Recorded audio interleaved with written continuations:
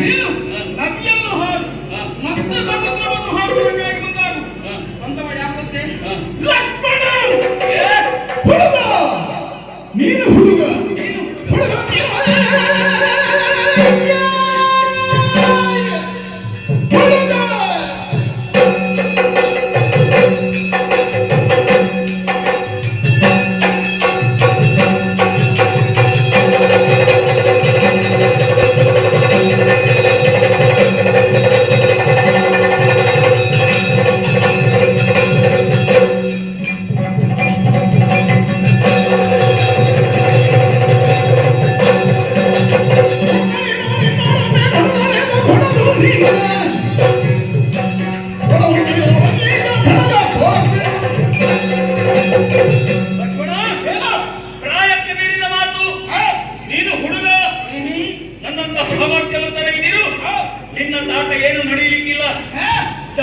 ಮಾತಾಡ್ತಾ ಇದೆಯಾ ಹುಡುಗ?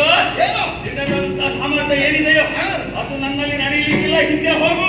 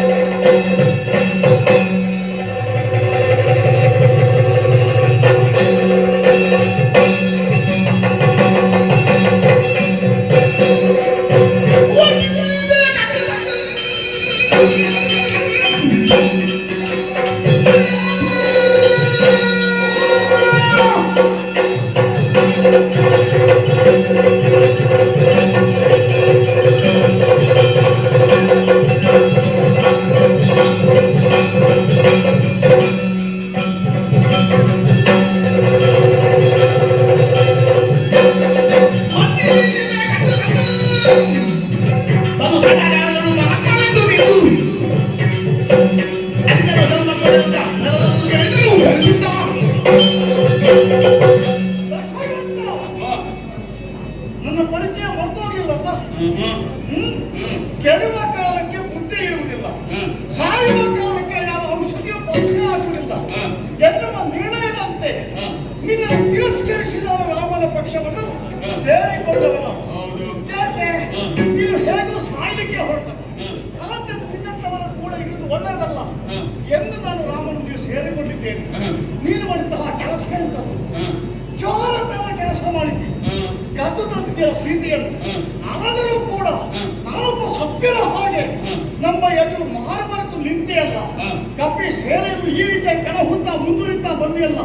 ನೀನು ಕಳುಹಿಕೊಟ್ಟ ಅಷ್ಟೇ ಮಂದಿಯು ಮತ್ತೆ ಹಿಂತಿರುಗಿ ನಿನ್ನ ಮುಖ ನೋಡಲಿಕ್ಕೆ ಬಂದಿಲ್ಲ. ನೀನು ಬಂದು ಹೋಗ್ಯವಲ್ಲ.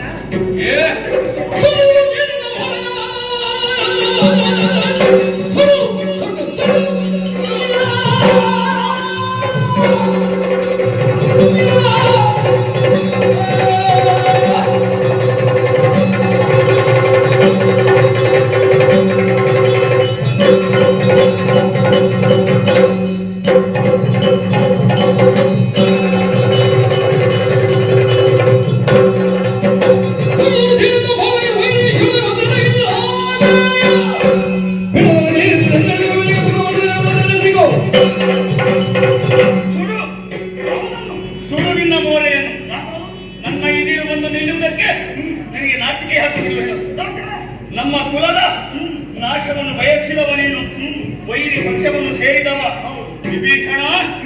ಏನು ಸಾಯುವ ಕಾಲಕ್ಕೆ ಬಂದ ಬುದ್ಧಿ ನಿನ್ನದು.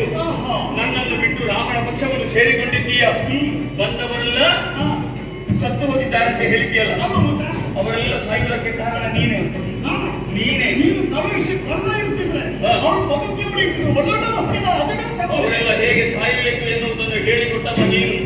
ನಿನ್ನನ್ನು ಮುಗಿಸದ ಇದ್ರೆ ನಿನ್ನನ್ನ ರಾವಣ ನೋಡುವ.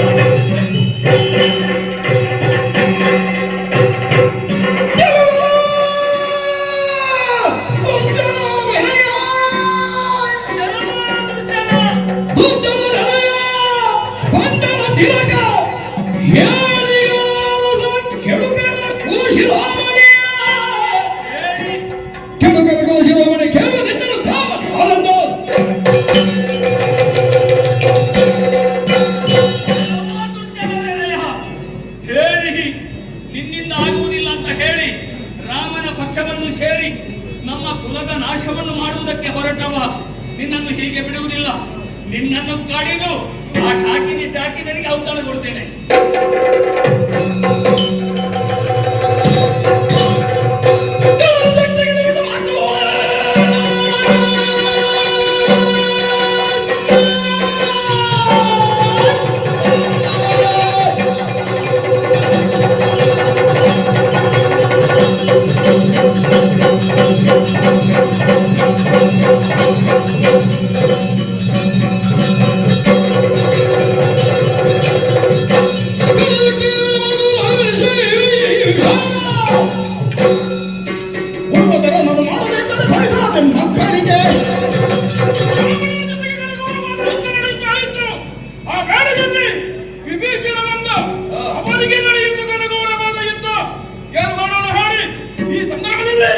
ರಾವಣ ಅಸ್ತ್ರವನ್ನು ಪ್ರಯೋಗಿಸಿದ್ದಾನೆ, ಅದನ್ನು ತಡೆಯಬೇಕು.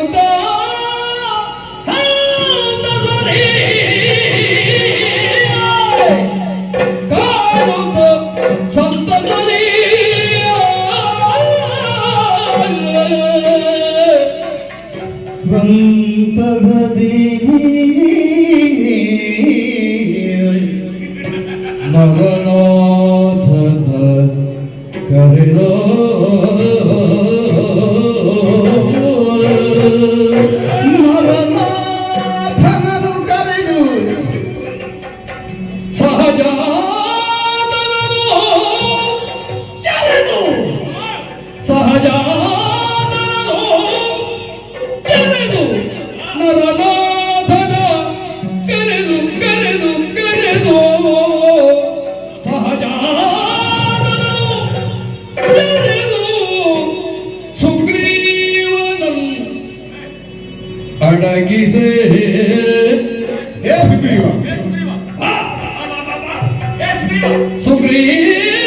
ಸುಗ್ರೀವನನ್ನು ಅಡಗಿಸೆ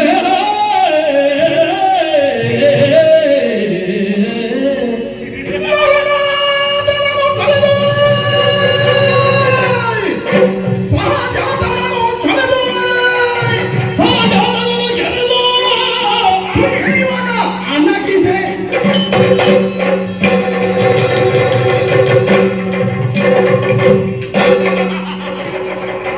ನೋಡು ರಾಮ, ಓ ರಾಮ, ನೋಡು ರೂಟಿಗೆ ಬೆದೆ ನಿನ್ನ ಅನುಜನ.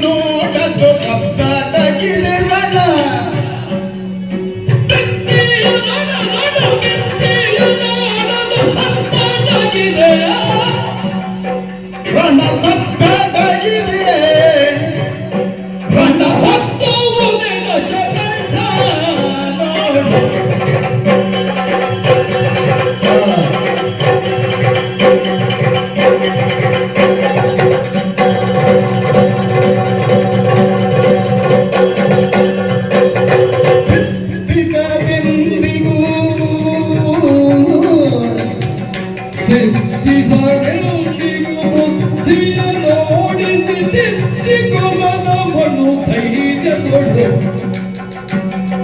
ಸಿದ್ಧಿಗರೆಂದಿಗೂ ಪ್ರಿಯ ನೋಡಿದಿ ದಿಗಮನ ಬನು ಧೈರ್ಯದೊಳು ನೀತಿಗ ಮನವನ್ನು ಧೈರ್ಯದಳು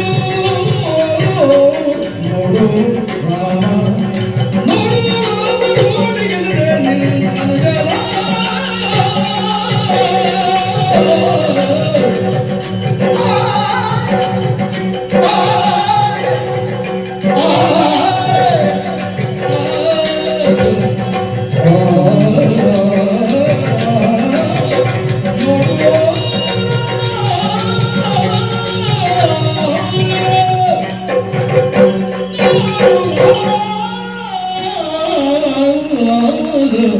ನೋಡು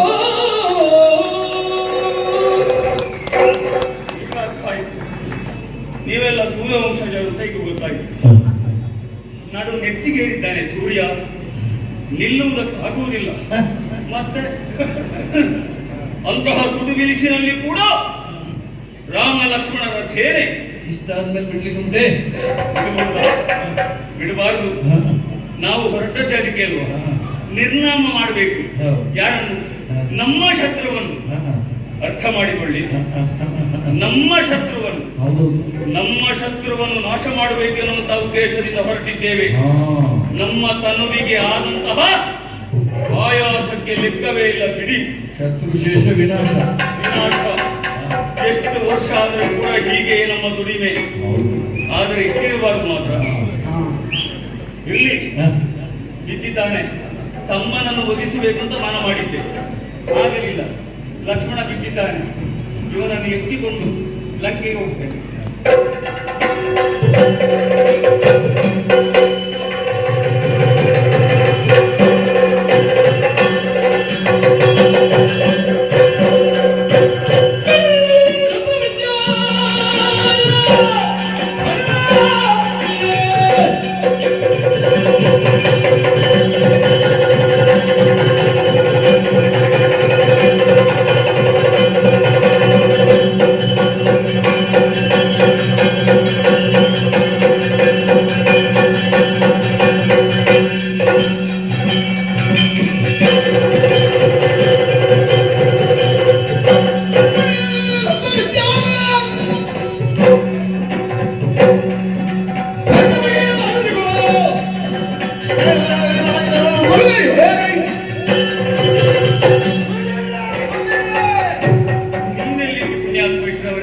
ನಾನು ದೂರದಲ್ಲಿ ಎಲ್ಲವನ್ನೂ ನಿರೀಕ್ಷಿಸ್ತಾ ಇದ್ದೆ.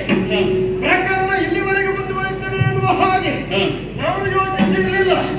ನಾನು ಈ ಪ್ರಕರಣ ಇಲ್ಲಿಗೆ ಮುಗಿತದೆ ಅಂತ ಭಾವಿಸಿದ್ರೆ ಈಗ ನಿನ್ನ ಪ್ರವೇಶ ಆಯ್ತಲ್ಲ. ಪ್ರಕರಣ ಅಷ್ಟು ಬೇಗ ಮುಗಿಯುವುದಿಲ್ಲ. ಯಾಕೆ ಗೊತ್ತಾ? ಅವ ನೋಡುವುದಕ್ಕೆ ಒಬ್ಬ ಇದ್ದಾನೆ, ನೀಲಮೇಘ ಶ್ಯಾಮ, ನೆನಪಿರಲಿ.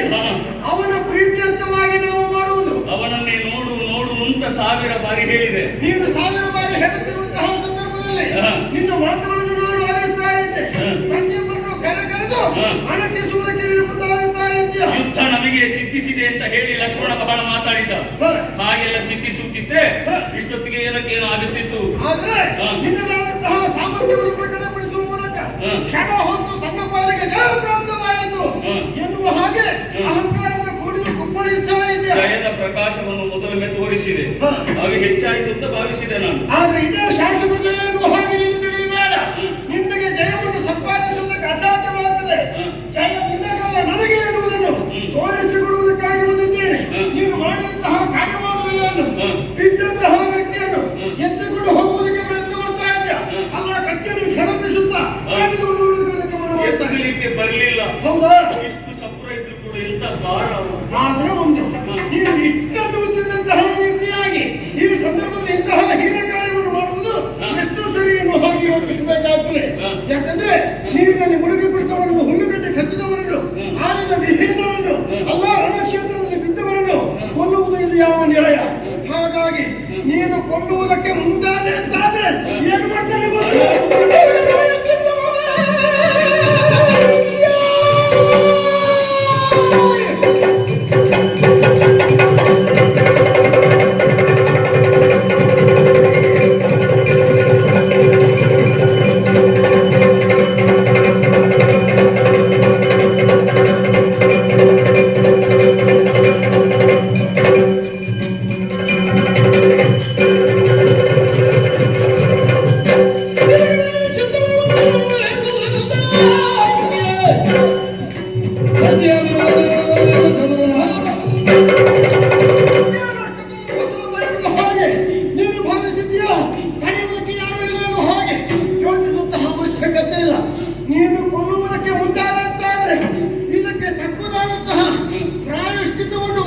ಇದ್ರೆ ನಾನು ಆಂಜನೇಯನಲ್ಲ. ಯಾರು ಸಹಾಯಕ್ಕೆ ಬರ್ತಾರೆ? ಯಾರು?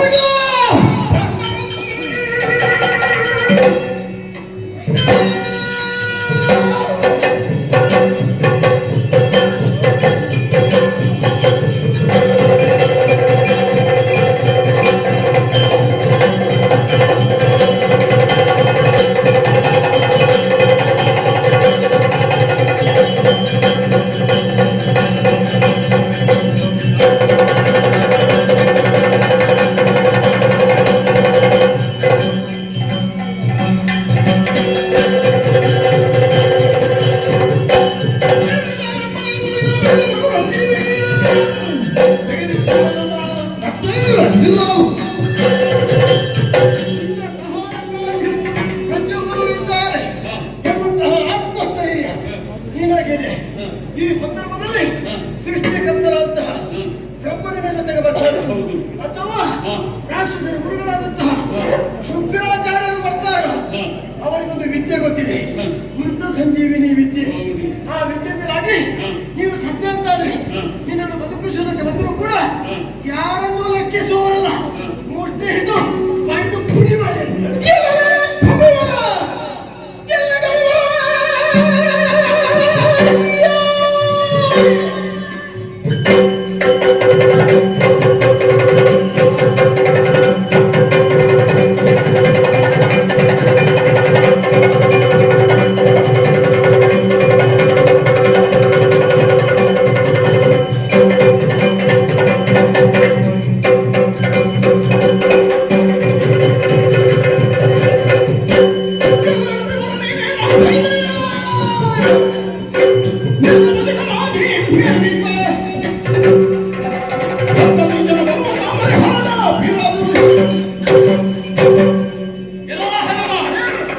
ಒಬ್ಬ ಸಾಮಾನ್ಯ ಅಂತ ನನ್ನನ್ನು ಭಾವಿಸಿದ್ಯಾ ನೀನು?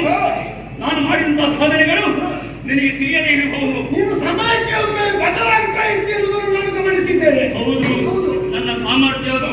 3 ಲೋಕಗಳು ಕೂಡ ನನ್ನ ಅಂಕಿತದಲ್ಲಿದೆ. ಎಲ್ಲ ದೇವರುಗಳು ಕೂಡ ನಾನು ಹೇಳಿದಾಗೆ ಇದ್ದಾರೆ. ಕೇವಲ ಒಬ್ಬ ಹನುಮ ನೀನು, ವಾಯುಪುತ್ರ. ಆದ್ರೆ ನಿನ್ನನ್ನು ಮಂಗ ಅಂತ ಹೇಳಿದ್ರು. ನೀನು ಮಂಗನ? ಮಂಗಲ್ಲ. ನೀನು ಕಪಿಯ? ಕಪಿಯಲ್ಲ. ಕಪಿ ಮಂಗ ಅಂತ ಆಗುತ್ತಿದ್ದೆ. ಇಂತಹ ಸಾಮರ್ಥ್ಯ, ಇಂತಹ ತತ್ವವೇಹ ನಿನಗೆ ಬರುವುದಕ್ಕೆ ಸಾಧ್ಯವೇನೋ? ಹನುಮ, ಒಂದು ಮಾತನ್ನು ಹೇಳ್ತಾ ಇದ್ದೇನೆ. ರಾವಣ ಲೋಕ ರಾವಣ, ನನ್ನ ಸಾಮರ್ಥ್ಯ ಗೊತ್ತಿಲ್ಲ. ನನ್ನ ಎದುರು ಬೇಡದನ್ನು ಮಾತಾಡಿದ್ರೆ ಬಡಿವೆ. ನಿನ್ನನ್ನು ಪುಡಿ ಪುಡಿ ಪುಡಿ ಮಾಡಿ ಗಾಳಿಗೆ ಹಾರಿಸ್ತಾರೆ.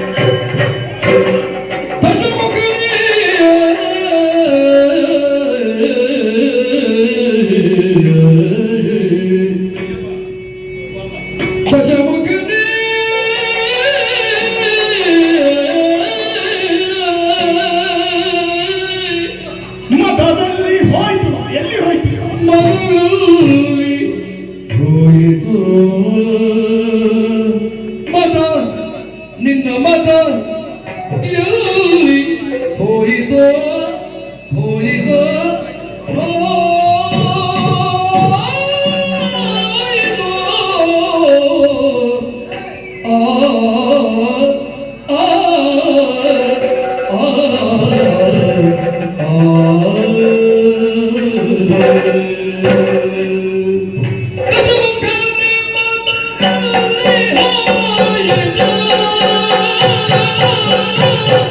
Mata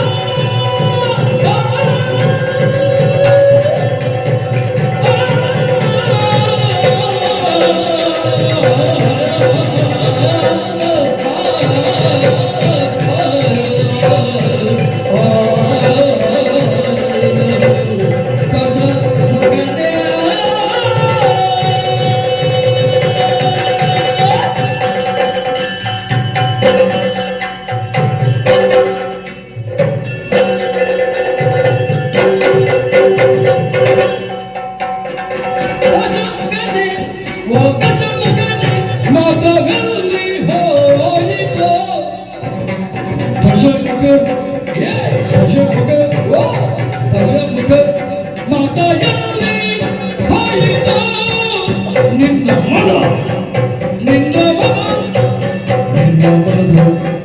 ಮದದಲ್ಲಿ ಹೋಯಿತು ಎಲ್ಲಿ ಹೋಯಿತು ಎಲ್ಲಿ ಹೋಯಿತು ವಿಷರುದಿರ ತನೆಯೊಳಗೆ ಚೆಲ್ಲಿತು ವಿಷರುದಿರ ವಿಷರುದಿರ ತನೆಯೊಳಗೆ ಚೆಲ್ಲಿತು ಚೆಲ್ಲಿತು ಚೆಲ್ಲಿತು ವಿಷರುದಿರ ತನೆಯೊಳಗೆ ಚೆಲ್ಲಿತು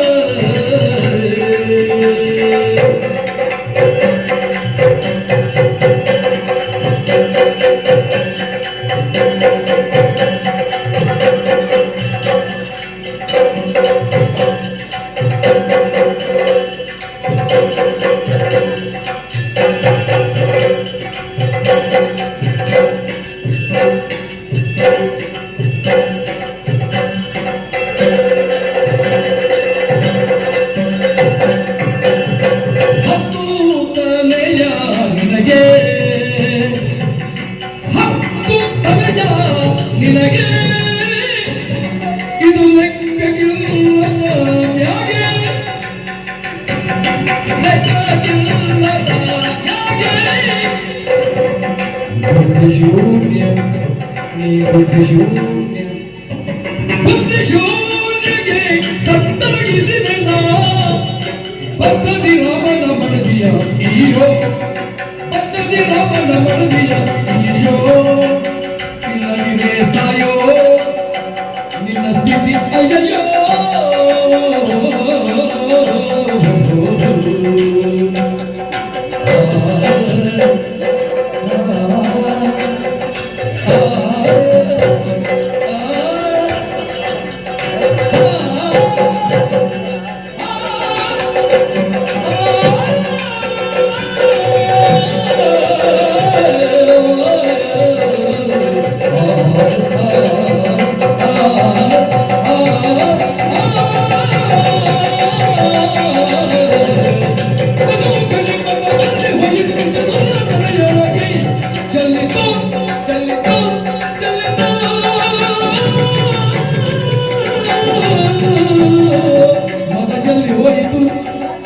ದರಜೊಳಗೆ ಚೆಲ್ಲಿತು ದರಜೊಳಗೆ ಚೆಲ್ಲಿತು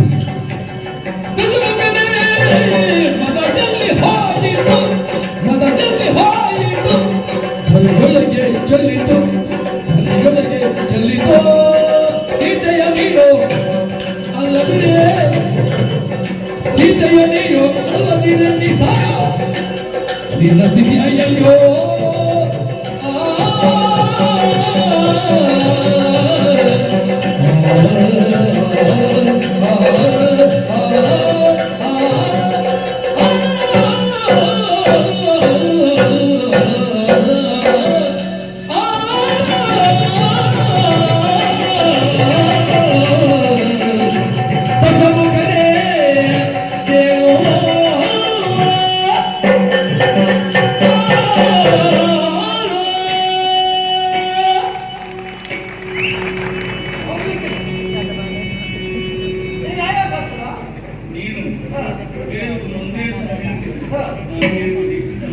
ಅಲ್ಲ, ನನಗೆ ಆವಾಗ ಅಷ್ಟು ಸಲ ಹೇಳ್ಬೇಕಾಗ್ತದೆ, ನನಗೆ ಆವಾಗ ಅಷ್ಟು ಹೆಚ್ಚಾಗ್ತದೆ. ಇಂಥದ್ದು ಎಷ್ಟು ಸಲ 10 ಬಾರಿ ಹೇಳಿದೆ 10 ಅಂತ ಹೇಳಿ ನನಗೆ 100 ತಲೆ. ಹೌದು. ಈಗ 10 ತಲೆ ಉಂಟಲ್ಲ, 10 ತಲೆಗಳಲ್ಲಿಯೂ ಬುದ್ಧಿ ಎನ್ನುವುದಿದ್ರೆ ಹ. ಎಲ್ಲವನ್ನು ನೀನು ಕೇಳ್ತಾ ಇರಬೇಕು. ಆವಾಗ ಎಷ್ಟು ಸ್ವರ ಏರಿಸಿದ್ದಿ ನೀನು, ಈಗ ತನ್ನಿಂದ ತಾನಾಗಿ ಸ್ವರ ತುಟ್ಟಿ ಹೋಗಿದೆ. ನಾನು ನೀರು ಸ್ವಲ್ಪ ತಗೊಂಡು ಕಡಿಮೆ ಆಗಿದೆ.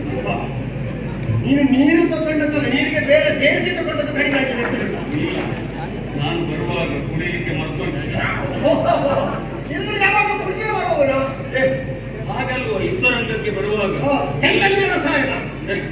ಕರ್ಮನಿಂದ ಚೈತನ್ಯ ರಸಾಯನ ಅಲ್ಲ, ನಮಗೆ ಬೇಕಾದ್ದನ್ನೆಲ್ಲ ಸಿದ್ಧತೆ ಪಡಿಸಿಕೊಂಡೇ ಬರಬೇಕು. ಯುದ್ಧೋತ್ಸಾಹದಿಂದ ಎಲ್ಲವನ್ನು ಮರೆತು ಬಿಟ್ಟೆ ನಾನು. ನೀನು ಮರೆತದ್ದಲ್ಲ, ಬಹುಶಃ ನಿನಗೆ ಯಾರು ಕೊಡುವವರಿಲ್ಲ ಅಂತ ಕಾಣ್ತದೆ. ಕೊಡುವುದಕ್ಕೆ ಮುಂದೆ ಬರಲಿಲ್ಲ, ಹಾಗಾಗಿ ಕೊಡುವುದಕ್ಕೆ ಬರ್ತಾ ಹೋಯ್ತು. ಒಬ್ಬ ರಾವಣನಿಗೆ ಕೊಡುವವರಿದ್ದಾರೆ ಅಲ್ಲ, ನೀನು ನಾನು ಮುಂದೆ ಹೇಳ್ತೇನೆ. ಇನ್ನೊಬ್ಬರ ಮನೆಯಿಂದ ಕೊಡುವುದು ಅಂತ ಹೇಳ್ತಾರೆ. ನಿನ್ನದಲ್ಲೇ ನಿನಗೆ ಆಳುಗಳು ತಂದು ಕೊಡುವುದಿಲ್ವಾ? ನನ್ನ ಆಳುಗಳಲ್ಲ, ನನ್ನ ಇಬ್ಬರಿಗೆ ತಂದು ಕೊಡುವ ಇದ್ದ ಮಗ ಒಬ್ಬ ಇದ್ರೆ ಬರಲಿಲ್ಲ. ಈಗ ಬರ್ಲಿ ಬಂದು ನನಗೆ ಕೊಡ್ಲಿಲ್ಲ. ಆಮೇಲೆ ನೋಡ್ಬೇಕು. ಹೌದಾ? ಏ ರಾವಣ, 10 ತಲೆಗಳನ್ನು ಹೊತ್ತವ ನೀನು, ಆದ್ರೆ ಬುದ್ಧಿ ಎನ್ನುವುದು ಸ್ವಲ್ಪವೂ ನಿನಗಿಲ್ಲ. ಇಲ್ಲದಿದ್ರೆ ಸೋತಂತಹ ಲಕ್ಷ್ಮಣದೇವರನ್ನು ಪಡೆಯುವುದಕ್ಕೆ ನೀನು ಮುಂದಾದೆ. ಬಹಳಷ್ಟು ಅಜತ ಮಾತುಗಳನ್ನು ಆಡಿದೆ. ಪರಿಣಾಮ ಏನಾಯಿತು? ಈಗ ನೀನು ಸೋಲನ್ನು ಅನುಭವಿಸಿದ್ಯಾ. ನೀನು ತಿಳ್ಕೊಳ್ಬೇಕು, ಅತ್ತೆಗೊಂದು ಕಾಲ ಸೊಸೆಗೊಂದು ಕಾಲ ಇದ್ದದ್ದೇ ಎನ್ನುವ ಹಾಗೆ. ನಿನಗೆ ಅರ್ಥ ಇದ್ದಾಳ? ಯಾಕೆ ಅಲ್ಲ, ನಾನು ವಿಷಯ ಹೇಳಿದ್ದು. ಒಬ್ಬರಿಗೆ ಒಂದು ಕಾಲವಾದರೆ ಮತ್ತೊಬ್ಬರಿಗೂ ಕಾಲ ಬರ್ತದೆ. ಈ ಸಂದರ್ಭದಲ್ಲಿ ನಿನ್ನ ಪಾಲಿಗೆ ಸೋಲು ಪ್ರಾಪ್ತವಾಗಿದೆ. ಬಹಳ ಸುಲಭದಲ್ಲಿ ಇರಬಹುದಿತ್ತು, ಅಪ್ಪರಿಗೊಂದು ಕಾಲ ಮಗನಿಗೊಂದು ಕಾಲ. ಸೋತಂತಹ ನೀನು ಎಲ್ಲ ನೋಟಕನಾಗ್ತಿದ್ದೀಯ. ನಾನು ಆಲೋಚನೆ ಮಾಡಿದೆ ಹೇಗೆ, ಈ ಕಿರೀಟ ಏನಾದ್ರೂ ಭಾರ ಆಯ್ತು ಹಾಗಾಗಿ ತಲೆ ತಗ್ಗಿಸಿದ್ದು ಅಂತ. ಅಲ್ಲ, ನಿನಗೆ ಭಾರ ಆಗ್ಲಿಕ್ಕಿಲ್ಲ, ಎಂತೆಂತ ಕಿರೀಟವನ್ನು ಕಟ್ಟಿದವ ನೀನು. ಹೌದಲ್ಲ? ನನಗೆ ಇದು ಹೊಸ್ತಲ್ಲ. ಹೌದು, ಹೋದಲ್ಲೆಲ್ಲ ಮಂಗಳಾರತಿ ಆಗಿದೆ ನಿನಗೆ.